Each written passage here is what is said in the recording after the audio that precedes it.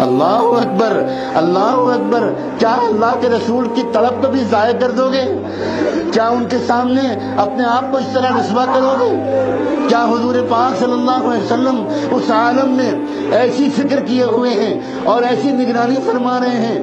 بلا شبہ یہ بالکل درست ہو سکتا ہے، ان کا رشتہ اپنی امت سے ٹوٹا نہیں ہے۔ اے لوگوں، اللہ سے بھی معافی مانگو اور اللہ سے کہو کہ اپنے محبوب تک ہمارا پیغام پہنچا دیں، ہم شرمندہ ہیں، اور اللہ اب آپ ان سے کہہ دیجئے کہ ہمیں معاف کر دیں اور ہمارا ان تک پیغام پہنچا دیجئے۔ ہم ان سے وعدہ کرنا چاہتے ہیں، اب ہم ان کی شریعت پر چلیں گے، ان کی سنت پر چلیں گے، نماز کی پابندی کریں گے، زکوٰۃ ایک ایک پیسے کا حساب کر کے نکالیں گے، اللہ بے حیائی کے کام نہیں کریں گے، اب بے شرمی کے کام نہیں کریں گے، بے زبانی بے حیا میوزک نہیں سنیں گے۔ اللہ معاف کر دیجئے۔ اللہ آپ اتنے پیارے، آپ ہماری اتنے گناہوں کے باوجود اتنی نرمی کر رہے ہیں ہمارے ساتھ، اور کوئی ہمارے لیے سفارش کر رہا ہے؟ اتنا مہربان رب اور اتنا پیار کرنے والا رسول اور وہ ایسی ناقدری امت۔ اللہ ہم شرمندہ ہیں، ہم شرمندہ ہیں۔ اللہ آپ ایک نظر ڈالیے اس مجمع پر، سب رو رہے ہیں، اللہ سب شرمندہ ہیں، سب کا سر جھکے ہوئے ہیں۔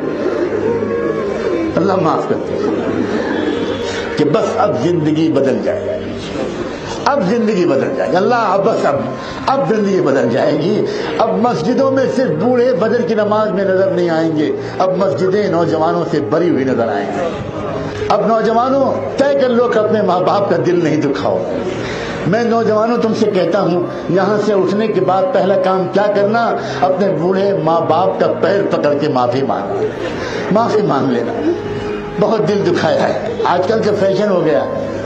آج کل کے نوجوان، میں پھر کہتا ہوں، میں شکایت نہیں کرنا چاہتا، میرا دل اجازت ہی نہیں دیتا، میں کیا کروں؟ ہو سکتا ہے اس کو لوگ جانبداری کہیں، محبت میں غلو کہیں، ہو سکتا ہے، میں اعتراف کرنے کو تیار ہوں، لیکن یہ بات صحیح ہے، اس کا انکار بھی نہیں کیا جا سکتا کہ آج نوجوان اپنے دوستوں کو خوش کرنا چاہتا ہے، اپنے ماں باپ کو خوش نہیں کرنا چاہتا۔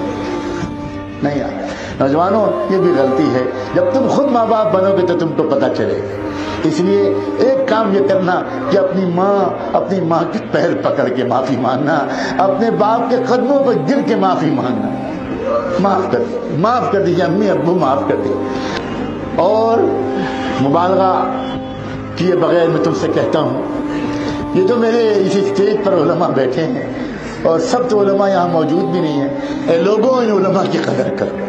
میں گواہی دیتا ہوں کہ ان کی راتیں تمہارے لیے رونے میں گزرتے ہیں، میں گواہی دیتا ہوں کہ ان کے دن تمہاری فکر میں گزرتے ہیں، یہ تمہاری دنیا کے لیے بھی فکر مند ہیں اور یہ تمہاری آخرت کے لیے بھی فکر مند ہیں۔ ان کی قدر کرو، اور کہاں سے لاؤ گے تم اولیاء اللہ اور صحابہ کو؟